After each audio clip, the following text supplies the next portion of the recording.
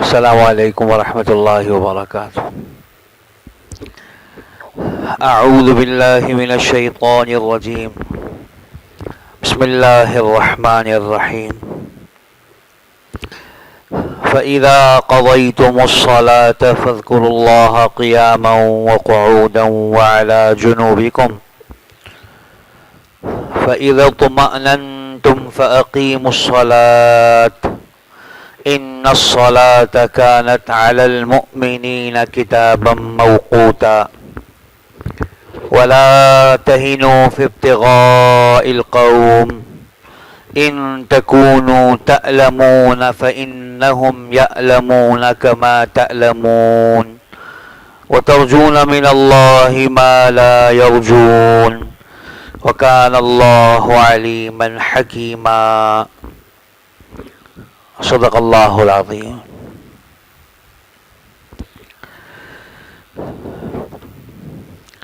اصل حکم تو جہاد کا چل رہا تھا اور اسی سے متعلق مسائل اللہ تبارک و تعالی نے ذکر کیے تھے۔ اسی میں جو آخری درس رمضان میں ہوا تھا اس میں یہ بات عرض کی تھی کہ عین جہاد کی حالت میں بھی نماز معاف نہیں ہے، لیکن کبھی ایسا ہو جائے کہ سارے مجاہدین ایک ساتھ نماز نہ پڑھ سکیں اور ایک ہی آدمی کے پیچھے سارے نماز پڑھنا چاہتے ہوں، جیسے حضور صلی اللہ علیہ وسلم جب موجود ہوتے تو ہر صحابی کا دل یہی ہوتا کہ حضور کے پیچھے نماز پڑھیں گے۔ تو اس میں ایک دفعہ ایسا ہوا کہ جہاد ہو رہا تھا، ظہر کی نماز کا وقت آ گیا، آپ صلی اللہ علیہ وسلم نے نماز پڑھائی، سب نے آپ کے پیچھے نماز پڑھی۔ نماز کے بعد یہ کفار سوچنے لگے کتنا اچھا موقع تھا، یہ سب نماز پڑھ رہے تھے، بس ان کو مار دیتے، ختم کر دیتے۔ اور پھر انہوں نے سوچا آپس میں کہ اب عصر کی نماز کا وقت آنے والا ہے، یہ نماز ان کو اپنی جان سے بھی زیادہ پیاری ہے، تو بس جب یہ نماز پڑھیں گے اب ان پر تلواریں چلا دیں گے۔ تو اللہ تبارک و تعالی نے وہ آیتیں نازل فرمائی جو میں نے پچھلے درس میں پڑھ کے سنائی تھی، اور نماز خوف کا طریقہ سکھایا کہ جب کبھی ایسا ہو جائے تو مجاہدین کو دو حصوں میں تقسیم کر لو۔ میں سنا چکا ہوں آپ کو سارا یہ کہ یہ تو ہو گیا، اب کیا کرنا ہے؟ ہر وقت تو جنگ نہیں چلتی نا، لیکن نماز ہر وقت چلتی ہے، اللہ کا ذکر ہر وقت کا ہے، اس کو آگے بیان کیا۔ فَإِذَا قَضَيْتُمُ الصَّلَاةَ، جب تم نماز خوف سے فارغ ہو جاؤ اب کیا کرو جی؟ فَاذْكُرُوا اللَّهَ قِيَامًا وَقُعُودًا وَعَلَى جُنُوبِكُمْ، تو اللہ کے ذکر میں مشغول رہو، کھڑے بھی، بیٹھے بھی، لیٹے بھی، ہر حال میں اللہ کا ذکر کرتے رہو، کہ ذکر یہ کسی وقت بھی ختم نہیں ہوگا۔ میں نے اس جمعے میں بھی بات کی کہ ذکر اصل اللہ تبارک و تعالیٰ کی یاد کو کہتے ہیں۔ اللہ کا حکم پورا کرنا اللہ کا ذکر ہے، کہ عین میدان جہاد میں بھی تم اللہ کا حکم پورا کرو گے۔ جیسے مثال دے رہا ہوں، اللہ تبارک و تعالیٰ نے حکم دیا کسی بچے کو نہیں مارو گے، نہیں مارو گے، عورت کو نہیں مارو گے، نہیں مارو گے، بوڑھے کو نہیں مارو گے، نہیں مارو گے، جیسا امیر کہے گا ویسا کرو گے۔ تو ہر حال میں اللہ کا حکم پورا کرنا یہ اس کا ذکر ہے۔ تو کہا کہ فَإِذَا قَضَيْتُمُ الصَّلَاةَ، جب تم نماز خوف سے فارغ ہو جاؤ، فَاذْكُرُوا اللَّهَ قِيَامًا، تو ہر حال میں اللہ کی یاد میں مشغول رہو، چاہے تم کھڑے ہو، چاہے بیٹھے ہو، وَعَلَى جُنُوبِكُمْ، اور چاہے لیٹے ہو۔ فَإِذَا اطْمَأْنَنْتُمْ، اور پھر جب تم مطمئن ہو جاؤ، یعنی جنگ ختم ہو جائے، امن کی حالت میں آ جاؤ، یا تمہارا سفر ختم ہو جائے، تم اپنے شہر لوٹ کے آ جاؤ، فَأَقِيمُوا الصَّلَاةَ، تو پھر طے شدہ طریقے کے مطابق نماز قائم کرو، طے شدہ طریقے کے مطابق۔ إِنَّ الصَّلَاةَ كَانَتْ عَلَى الْمُؤْمِنِينَ كِتَابًا مَوْقُوتًا، بے شک نماز مسلمانوں پر فرض ہے، مقررہ وقت پر، مقررہ وقت پر نماز فرض ہے، نماز فرض ہے محدود وقت میں، مقررہ وقت میں۔ اس آیت میں کئی مسائل ہیں، میں مختصر آپ سے بات کرتا ہوں۔ ایک مسئلہ تو اس آیت کے تحت مفسرین نے یہ لکھا ہے کہ اصل نماز تو کھڑے ہو کر پڑھنی ہے. نماز کھڑے ہو کر ہے. کھڑے نہ ہو سکو تو بیٹھ کر ہے, اور بیٹھنے کے بعد اگر بیٹھ کر رکوع سجدہ نہ کر سکو تو بیٹھ کر اشارے سے ہے, اور بالکل نہ بیٹھ سکو تو لیٹ کے ہے. جب تک آدمی لیٹ کر سر سے اشارہ کر سکتا ہے اس وقت تک اس کو نماز چھوڑنے کی اجازت نہیں. ٹھیک ہے. اب یہاں میں چند مسائل موٹے موٹے عرض کر دیتا ہوں. ایک آدمی ہے جو قیام کر سکتا ہے, کھڑا ہو سکتا ہے, رکوع بھی کر سکتا ہے, اور رکوع کی کم از کم حد یہ ہے کہ اس کے ہاتھ گھٹنوں تک پہنچ جائیں, بس یہ رکوع ہے, یہ کم از کم رکوع ہے. یعنی اس کے کر لینے سے رکوع کا فرض ذمے سے اتر جاتا ہے. ہاں سنت رکوع تو وہی ہے جو صحت مندوں کے لیے طے ہے کہ ایسا رکوع کریں گے کہ سر, کمر, کولے یہ ایک سیدھ میں رہیں گے. مردوں کے لیے یہ مسئلہ ہے. آپ صلی اللہ علیہ وسلم رکوع میں نہ اپنے سر کو جھکاتے تھے, نہ اس کنڈیشن میں ہوتے تھے آپ صلی اللہ علیہ وسلم, نہ ایسے ہوتے تھے, ایسے ہوتے تھے بالکل کمر سیدھی, سر سیدھا, اور سرین کولے اس کو آپ کہتے ہیں, یہ ایک سیدھ میں. مردوں کے لیے تو یہ مسئلہ ہے. اچھا, عورتوں کو شریعت نے ان کی جسمانی ساخت کو سامنے رکھتے ہوئے, ان کی کمزوری کو سامنے رکھتے ہوئے اتنا بھرپور رکوع ان کے لیے فرض کیا ہی نہیں. ان کے لیے کیا کہا کہ بس تم اپنے ہاتھ گھٹنوں تک پہنچا لو, تمہارا رکوع ہو جائے گا, تمہیں یوں سیدھا ہونے کی ضرورت نہیں ہے. اور مردوں میں بھی اگر کسی کو عذر ہے تو وہ بھی اتنا رکوع کر لے کہ ہاتھ اس کے کہاں تک پہنچ جائیں, گھٹنوں تک پہنچ جائیں, بس اس سے رکوع ہو جاتا ہے, رکوع کا فرض اتر جاتا ہے. اور آپ صلی اللہ علیہ وسلم رکوع میں انگلیوں کو کھولتے تھے اور انگلیاں گھٹنوں پہ رکھتے تھے, گھٹنے کو پکڑتے نہیں تھے. گھٹنے پہ کیا کرتے تھے بھائی؟ رکھتے تھے کھول کے, ایسا لگتا تھا گویا آپ نے گھٹنے کو پکڑا ہوا ہے, لیکن رکھتے تھے آپ صلی اللہ علیہ وسلم, انگلیاں گھٹنوں پہ پکڑتے نہیں تھے. تو ایک آدمی ہے قیام کر سکتا ہے, رکوع بھی کر سکتا ہے, بیچارہ سجدہ نہیں کر سکتا, سجدے بھی نہیں جا سکتا, یا سجدہ بھی کر سکتا ہے لیکن سجدے سے اٹھ نہیں سکتا. تو ایسے آدمی کو شریعت نے یہ کہا کہ بھائی تم جتنی نماز کھڑے ہو کر پڑھ سکتے ہو اتنی تو کھڑے ہو کر ہی پڑھا کرو. جو جو رکن کر سکتے ہو کر لیا کرو, جو تم سے نہ ہو سکے وہ اشارے سے کر لو. جو تم سے نہ ہو سکے بیٹھ کے کر لو. مثال کے طور پر تم کھڑے ہو کر پوری نماز نہیں کر سکتے, جتنی نماز کھڑے ہو کر پڑھ سکتے ہو اتنی کھڑے ہو کے پڑھ لو, باقی بیٹھ کے پڑھ لو. بیٹھ جاؤ. اور بیٹھنے میں جس طرح تمہیں سہولت ہے ویسے بیٹھ جاؤ. آلتی پالتی مار کے بیٹھ سکتے ہو ویسے بیٹھ جاؤ. دو زانو بیٹھ سکتے ہو دو زانو بیٹھ جاؤ. دونوں پیر ایک طرف نکال کے بیٹھ سکتے ہو, ایک طرف نکال, جیسے بیٹھ سکتے ہو ویسے بیٹھ جاؤ. اور بیٹھ کے رکوع سجدہ کر لو, کوئی بات نہیں. اور اگر تم یہ بھی نہیں کر سکتے تو پھر اشارے سے نماز پڑھ لو نماز اشارے سے. اور اشارے سے نماز کا طریقہ یہ ہے, میں آپ سے عرض کروں کہ چاہے رکوع کر رہے ہو چاہے سجدہ کر رہے ہو, ہاتھ پیروں پہ رہیں گے. سجدہ کرتے ہوئے نا ہاتھ ایسے نہیں کریں گے, یہ دیکھ لیں. ہاتھ کہاں رہیں گے؟ رانوں پہ رہیں گے. بس فرق کیا ہوگا کہ رکوع کا جو اشارہ ہے اور سجدے کا جو اشارہ ہے اس میں فرق یہ ہوگا کہ رکوع میں ذرا سر کو کم جھکائیں گے اور سجدے میں سر کو ذرا زیادہ جھکائیں گے نسبتاً رکوع کے مقابلے میں. بس باقی ہاتھ کہاں رہیں گے بھائی؟ رانوں پہ رہیں گے. میں نے دیکھا اکثر لوگ سجدے کا اشارہ کرتے ہوئے نا ایسے ہاتھ پھیلاتے ہیں, ایسا نہیں ہے. ہاتھ تو رانوں پہ رہیں گے, سر جھکے گا, رکوع میں ذرا کم سجدے میں ذرا زیادہ. یہ ہو گیا اشارے سے سجدہ کرنا, اشارے سے رکوع کرنا. تو اس میں اصول کی بات یہ ہوئی کہ جو رکن کھڑے ہو کر ادا کیا جا سکتا ہے نا وہ کھڑے ہو کے ادا کر لیا جائے. اب ہمارا وہ مجمع جو کرسی پہ نماز پڑھتا ہے, ٹھیک ہے, اوزار ہے, کوئی بات نہیں, وہ جتنی دیر کھڑا ہو سکتا ہے اتنی دیر کھڑا ہو جائے. رکوع کر سکتا ہے رکوع کر لے, سجدے میں نہیں جا سکتا کرسی پہ بیٹھے اشارہ ہے سجدہ کر لے, قاعدہ بھی ایسے ہی ویسے کرسی پہ بیٹھے بیٹھے کر لے, ٹھیک ہے, اور اس کے بعد پھر کھڑا ہو جائے. اور اگر زمین پر بیٹھ کے نماز پڑھ سکتا ہے تو کرسی پر نماز پڑھنے سے زمین پر نماز پڑھنا زیادہ بہتر ہے, اگر بیٹھ سکتا ہے.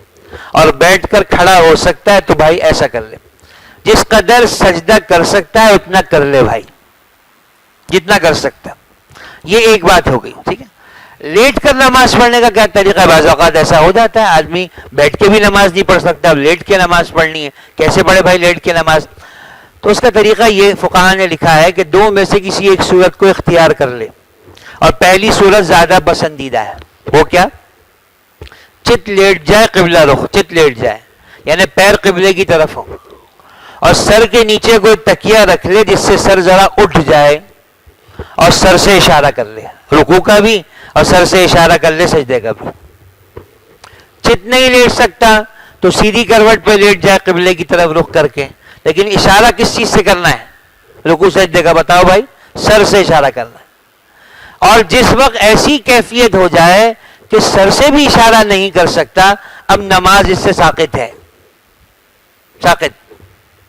اب اللہ صحت دے دیں گے پھر ان نمازوں کی قضا ہو جائے گی, لیکن آنکھوں کے اشارے سے, پلکوں کے اشارے سے نماز نہیں ہوتی. اشارہ یا تو ہاتھوں سے, ورنہ کس سے بھائی؟ سر سے. اصل اشارہ سر سے ہے, ہاتھ میں غلط بول گیا, سر سے اشارہ ہے. اور جس وقت سر سے بھی اشارہ کرنے کی طاقت ختم, بس یہ نماز اس پر ابھی نہیں ہے, پھر جب یہ ٹھیک ہوگا پھر دیکھیں گے. یہ ایک بات ہو گئی.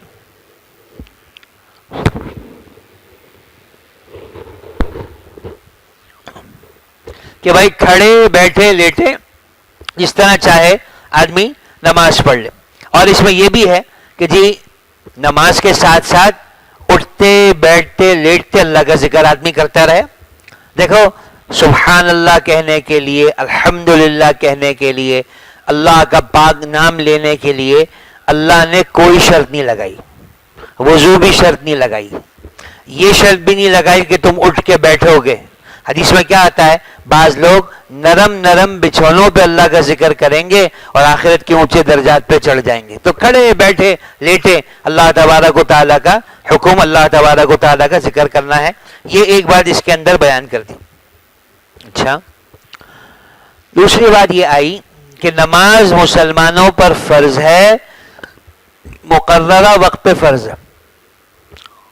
آپ صلی اللہ علیہ وسلم, میں نے پہلے بھی آپ کو سنایا ہوگا, معراج پہ تشریف لے گئے,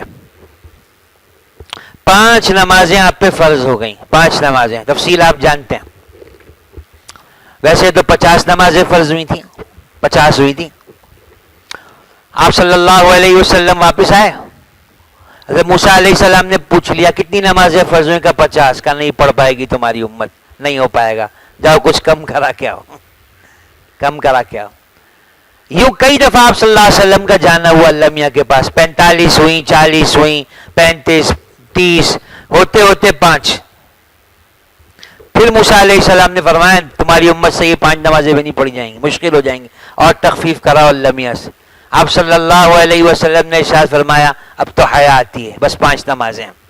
اور اللہ تبارک و تعالیٰ نے ارشاد فرمایا کہ جی ہمارے ہاں بات تبدیل نہیں ہوتی, آپ کی امت پڑھے گی تو 5 نمازیں, ثواب ہم 50 نمازوں کا دیں گے, ثواب 50 کا دیں گے.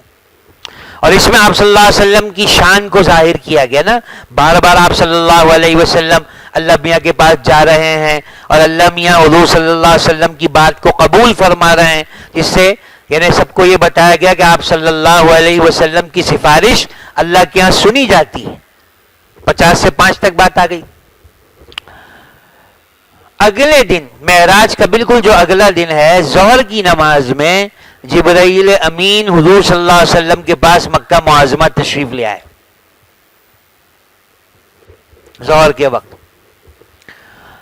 ظہر, عصر, مغرب, عشاء, اگلے دن کی فجر, ظہر, عصر, مغرب, عشاء, اگلے دن کی فجر, 10 نمازیں جبرائیل امین نے حضور صلی اللہ علیہ وسلم کو پڑھائیں, اور اس کے ذریعے سے نماز کا وقت سکھایا, اور پھر بتایا کہ آپ سے پچھلے انبیاء کے لیے بھی نمازوں کے اوقات ایسے ہی طے کیے گئے تھے, ایسے ہی طے کیے گئے تھے.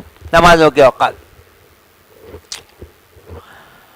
وقت آپ جانتے ہیں، میں مختصر سا عرض کر دیتا ہوں. صبح صادق جس وقت آپ روزہ بند کرتے ہیں، بس اس وقت سے فجر کی نماز کا وقت شروع ہو جاتا ہے اور طلوع آفتاب تک رہتا ہے. سورج کا ایک کنارہ بھی طلوع ہو گیا، نماز قضا ہو گئی. چاہے آپ نماز کے اندر تھے اور سورج کا ایک کنارہ طلوع ہو گیا، نماز قضا ہو گئی. یہ وقت ہے فجر کا، صبح صادق سے لے کر طلوع آفتاب سے پہلے پہلے تک کا. اچھا، اس وقت کے اندر صبح صادق کے بعد سے طلوع آفتاب سے پہلے پہلے تک صرف فجر کی 2 سنتیں اور فجر کے 2 فرض پڑھے جا سکتے ہیں، کوئی نفل نہیں پڑھا جا سکتا اس وقت کے اندر. البتہ قضا نماز پڑھی جا سکتی ہے. کیا پڑھا جا سکتا ہے بھائی؟ قضا نماز پڑھی جا سکتی ہے، سجدہ تلاوت کیا جا سکتا ہے، کوئی جنازے کی نماز آ جائے پڑھی جا سکتی ہے. کوئی نفل نہیں پڑھا جا سکتا. تہجد کا وقت ختم، مسجد میں آؤ گے تحیت المسجد نہیں پڑھ سکتے. فجر کی 2 سنتیں آپ پڑھ سکتے ہو، اسے فجر کے 2 فرض. اور اگر کسی وجہ سے فجر کی 2 سنتیں رہ گئیں، یہ مسئلہ پہلے بھی میں آپ سے عرض کر چکا ہوں، آپ ایسے وقت میں مسجد کے اندر آئے کہ نماز ہو رہی ہے، اب کیا کریں؟ فجر کی نماز کی بات عرض کر رہا ہوں. چونکہ فجر کی سنتوں کی تاکید زیادہ ہے، لہذا امام فرض پڑھ رہا ہے، آپ پیچھے کئی سنتیں پڑھ لو، انہی صفوں میں نہیں پڑھو، پیچھے پڑھ لو کہیں. لیکن اگر آپ کو یہ لگے کہ اگر میں سنتوں میں مشغول رہا تو مجھے 1 رکعت بھی نہیں ملے گی امام کے ساتھ، تو فرضوں میں شامل ہو جاؤ. اور پھر ان سنتوں کو کب پڑھو بھائی؟ اشراق کا وقت داخل ہونے کے بعد. ٹھیک ہے؟ سورج جب طلوع ہونا شروع ہو جائے، یہ وہ وقت ہے جس وقت سجدہ کرنا حرام ہے. کوئی نماز اس وقت نہیں پڑھی جا سکتی، کچھ بھی نہیں ہو سکتا. اس وقت سجدہ تلاوت بھی نہیں ہو سکتا. آہستہ آہستہ سورج طلوع ہوتا ہے، 10 منٹ آپ سمجھ لیں، 15 منٹ سمجھ لیں، اس کے بعد مکروہ وقت ختم ہو جاتا ہے. اب نوافل بھی پڑھو، سب پڑھو جو کر سکتے ہو، جتنا ہو سکتا ہے. اوابین پڑھیں. مزے کی بات سناؤں میں آپ کو، ہمارا دین بڑا آسان ہے، بڑا آسان ہے. اشراق اور چاشت کا ایک ہی وقت ہے. اشراق اور چاشت کا ایک ہی وقت ہے. طلوع آفتاب کے بعد جو مکروہ وقت گزرتا ہے، اس مکروہ وقت کے بعد سے لے کر زوال سے پہلے پہلے تک جو نفل بھی آپ پڑھیں، اس میں اشراق کی نیت بھی ہو سکتی ہے، چاشت کی نیت بھی ہو سکتی ہے. بات سمجھ رہے ہیں؟ افضل یہ ہے کہ اشراق اسی وقت جلدی پڑھ لی جائے اور چاشت 1-1.5 گھنٹے کے بعد پڑھی جائے.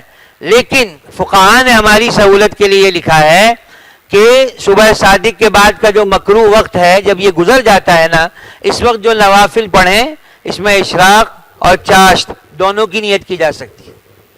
اور اگر آپ اس وقت نماز پڑھے بغیر سو گئے، 9 بجے 9:30 بجے آنکھ کھلی، اس وقت بھی جو نماز آپ پڑھیں نا، اس میں بھی اشراق اور چاشت دونوں کی نیت کی جا سکتی ہے. سہولت دیے. اچھا، سورج مشرق سے چلنا شروع ہوتا ہے، مغرب میں جا کے غروب ہوتا ہے. یہ چلتے چلتے چلتے ایک وقت ایسا آتا ہے بالکل ہمارے سر کے اوپر آ جاتا ہے. اس کو کہا جاتا ہے سورج آسمان کے درمیان میں کہیں آ گیا. اس کے بعد یہ ڈھلتا ہے، جس کو زوال کہتے ہیں. زوال 1 لمحے کا ہوتا ہے، 1 لمحے کا ہوتا ہے زوال. اور بہت آسان ہے اس کی کیلکولیشن. جس وقت سورج طلوع ہو رہا ہے اس وقت سے دن شروع ہوتا ہے، غروب پہ دن ختم ہو جاتا ہے. اس پورے وقت کو جو آدھا کرو نا، جہاں یہ آدھا ہو رہا ہو، یہ زوال کا وقت ہے. عین زوال ہے یہ. اس وقت کسی نماز کی اجازت نہیں.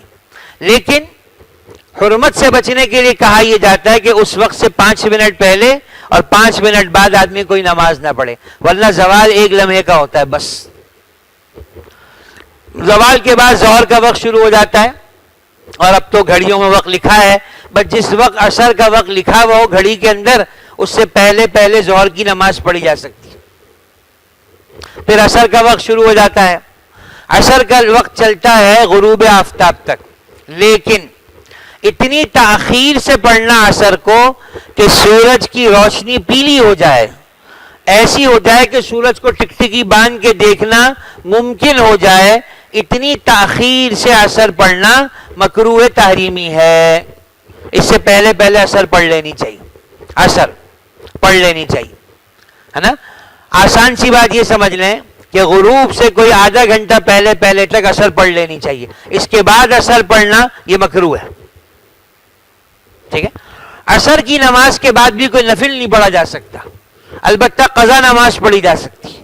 لیکن یہ جو مکروہ وقت داخل ہوا، جو میں نے بھی آپ سے کہا نا سورج پیلا ہو جائے، پھر اس کے بعد کوئی قضا نماز بھی نہ پڑھو، پھر اس دن کی جو عصر اگر رہ گئی ہے صرف وہ پڑھی جا سکتی ہے اور کچھ نہیں پڑھا جا سکتا. پھر غروب ہو جائے گا تو مغرب کی نماز ہو جائے گی. اور آپ صلی اللہ علیہ وسلم نے مغرب کی نماز ہمیشہ جلدی پڑھی ہے، جلدی پڑھی، تاخیر نہیں کی. آپ صلی اللہ علیہ وسلم فرماتے ہیں میری امت جب تک مغرب جلدی پڑھتی رہے گی خیر پہ رہے گی، خیر پہ رہے گی. اور مغرب کی وقت نماز کا وقت جب تک عشاء کی نماز کا وقت داخل نہ ہو جائے اس وقت تک باقی رہتا ہے. عشاء کی نماز کا وقت داخل ہو گیا، مغرب قضا ہو گئی. اور عشاء کی نماز کا وقت چلتا ہے صبح صادق تک، صبح صادق تک عشاء پڑھی جا سکتی ہے. لیکن آدھی رات کے بعد عشاء کی نماز پڑھنا ناپسندیدہ ہے. آپ صلی اللہ علیہ وسلم کی چاہت یہ تھی کہ ایک تہائی رات جب گزر جائے اس کے بعد عشاء کی نماز پڑھی جائے. اور کبھی کبھی آپ نے صحابہ کے ساتھ یہ کیا ہے. صحابہ بیٹھے رہتے تھے مسجد کے اندر، جب آپ صلی اللہ علیہ وسلم تشریف لاتے، جب آپ نماز پڑھاتے، جب آتے. ایک دفعہ ایسا ہوا کہ آپ صلی اللہ علیہ وسلم تشریف ہی نہیں لائے، صحابہ بیٹھے بیٹھے اونگنے لگے. پھر آپ صلی اللہ علیہ وسلم تشریف لائے، آپ نے ان کو فضائل سنائے اس نماز کے انتظار پہ. اور ایک موقع پہ آپ نے ارشاد فرمایا کہ اگر مجھے تم پر مشقت کا خوف نہ ہوتا تو میں عشاء ہمیشہ ایک تہائی رات گزر کے پڑھتا. یہ پسندیدہ وقت ہے، لیکن لوگوں کی سہولت میں عشاء پڑھ لی جاتی ہے جلدی، کوئی حرج کی بات نہیں. آپ صلی اللہ علیہ وسلم بھی ایسا کر لیا کرتے تھے.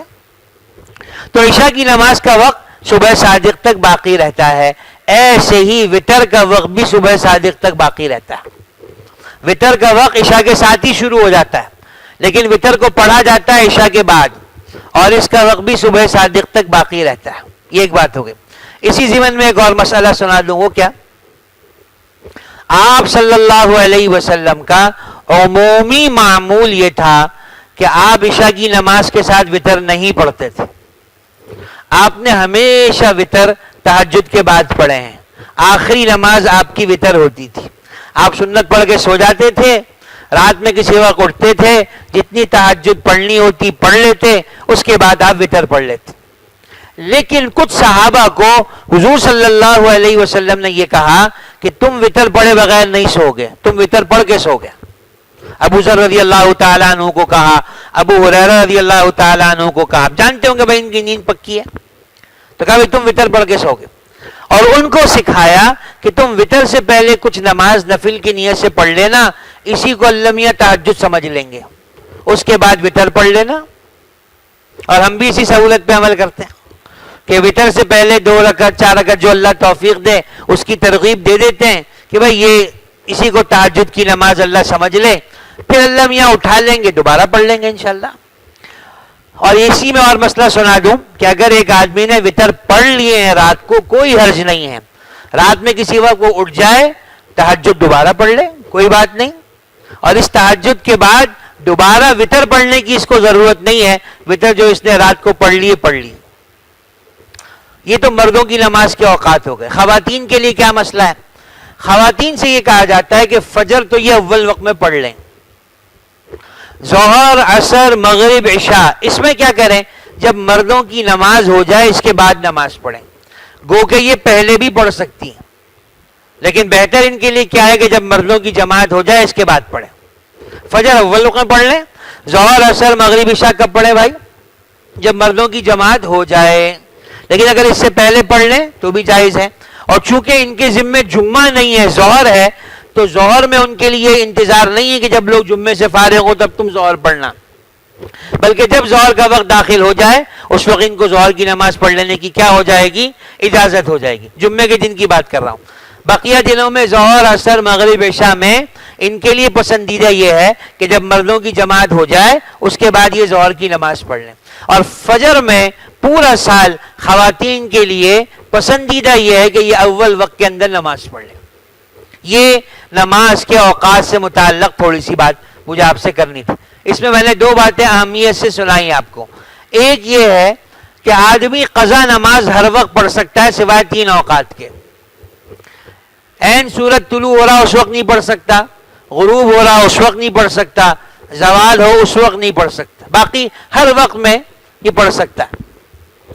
دوسری بات یہ آپ کو بتائی کہ کھڑے ہو کر, بیٹھ کر, لیٹ کر نماز پڑھنے کا طریقہ کیا ہے. یہ بیٹھ کر جو نماز پڑھنا ہے اس میں ہماری رائے یہی ہے کہ جس قدر رکن کھڑے ہو کر ادا کیے جا سکتے ہیں بھائی, اس کو کھڑے ہو کے ادا کرنا چاہیے. جو رکن آپ کر سکتے ہو اتنا کر لو, جو نہ ہو سکے اس کو بیٹھ کر یا اشارے سے ادا کر دو. فَإِذَا قَضَيْتُمُ الصَّلَاةَ, پھر جب تم اس خوف کی نماز سے فارغ ہو جاؤ, فَاذْكُرُوا اللَّهَ قِيَامًا وَقُعُودًا وَعَلَىٰ جُنُوبِكُمْ, تو اللہ کی یاد میں مشغول رہو, کھڑے بیٹھے اور لیٹے. فَإِذَا اطْمَأْنَنْتُمْ, اور جب تم مطمئن ہو جاؤ, جب خوف ختم ہو جائے, تمہارا سفر ختم ہو جائے, فَأَقِيمُوا الصَّلَاةَ, تو کیا کرو بھائی, نماز کو مقرر کردہ طریقے کے مطابق ہی پڑھنا. یہ جو چھوٹ تمہیں دی نا کہ 4 کی جگہ 2 پڑھ لو, یہ سفر کی وجہ سے ہے. اور نماز میں چلنے پھرنے کی اجازت دی جہاد کی وجہ سے, خوف کی وجہ سے, ورنہ عام حالات میں جو نماز کا طریقہ ہے اسی کے مطابق نماز پڑھنا. ان الصلاۃ کانت علی المؤمنین کتابا موقوتا, بے شک نماز مسلمان والوں پر, ایمان والوں پر فرض کی گئی ہے, فرض کی گئی ہے مقررہ اوقات میں. یہاں ایک بات اور سنا دوں, بس بات ختم کرتا ہوں. یہ بات میں نے پہلے بھی آپ سے عرض کی. وہ کیا, فرض نمازیں 5 ہیں, 5 ہیں. فجر میں 2 رکعت فرض ہے, ظہر میں 4 رکعت فرض ہے, عصر میں بھی 4 ہی رکعت فرض ہے, مغرب میں 3 رکعت فرض ہے, عشاء میں 4 رکعت فرض ہے. ٹھیک ہے. وتر یہ فرضوں جیسا ہی ہے. آپ صلی اللہ علیہ وسلم نے ارشاد فرمایا کہ اللہ نے تمہارے لیے ایک نماز کا اضافہ کیا ہے جو تمہارے لیے سرخ اونٹوں سے بہتر ہے, اور وہ وتر ہے. فرض نہیں ہے, واجب ہے, فرض جیسی ہی ہے, رہ جائے گی قضا کیا جائے گی. جیسے فجر, ظہر, عصر, مغرب, عشاء کی قضا ہے, ایسے ہی وتر کی بھی قضا ہے اگر رہ جائے تو. یہ ایک بات. اور آپ صلی اللہ علیہ وسلم نے ان فرضوں کے ساتھ سنن مؤکدہ پڑھی ہیں. فجر سے پہلے 2 رکعت پڑھی ہے, ہمیشہ پڑھی ہے, کبھی نہیں چھوڑی. ظہر سے پہلے 4 رکعت پڑھی ہے, ظہر کے بعد 2 رکعتیں پڑھی ہیں, مغرب کے بعد 2 رکعتیں پڑھی ہیں, عشاء کے بعد 2 رکعتیں پڑھی ہیں. یہ سنن مؤکد ہیں. ان کو چھوڑنے سے حضور صلی اللہ علیہ وسلم کی شفاعت سے محرومی کا خدشہ ہے. ٹھیک ہے. ہاں, سنتوں کی قضا نہیں, رہ گئی سوائے فجر کی سنتوں کے. اور ظہر کی 4 سنتیں اگر آپ ظہر کے فرضوں سے پہلے نہیں پڑھ سکے تو ظہر کے فرضوں کے بعد پہلے 2 سنت پڑھ لیں, اس کے بعد رہی ہوئی 4 سنتیں پڑھ لیں. کسی وجہ سے اگر ظہر سے پہلے کی 4 سنتیں رہ گئی ہیں تو ظہر کے فرضوں کے بعد کیا پڑھ لیں بھائی, پہلے 2 سنتیں پڑھ لیں, اس کے بعد 4 سنتیں پڑھ لیں. یہ بات ہو گئی بھائی. اچھا, جمعے کے اندر بھی ایسا ہی ہے. جمعے سے پہلے بھی 4 سنتیں ہیں, جمعے کے بعد بھی 4 سنتیں ہیں, پھر 2 سنتیں ہیں. جمعے میں سنت زیادہ ہے. جمعے سے پہلے 4 سنتیں ہیں, جمعے کے بعد 4 سنتیں, پھر 2 سنت ہیں. اور جمعے کی سنتوں میں نیت بھی جمعے کی جائے گی کہ جمعے کی سنتیں پڑھ رہا ہوں. اللہ تبارک و تعالی ان مسائل پر بھائی مجھے بھی اہتمام سے عمل کی توفیق دے دے. اللہم انت السلام ومنک السلام تبارکت یا ذا الجلال والاکرام. اللہم صلی علی سیدنا مولانا محمد صلی اللہ علیہ وسلم عبدک ورسول. اعنا علی ذکرک وشکرک وحسن عبادتک. وصلی اللہ تعالی علی خیر خلقہ محمد وعلى آلہ واصحابہ وامتہ اجمعین برحمتک یا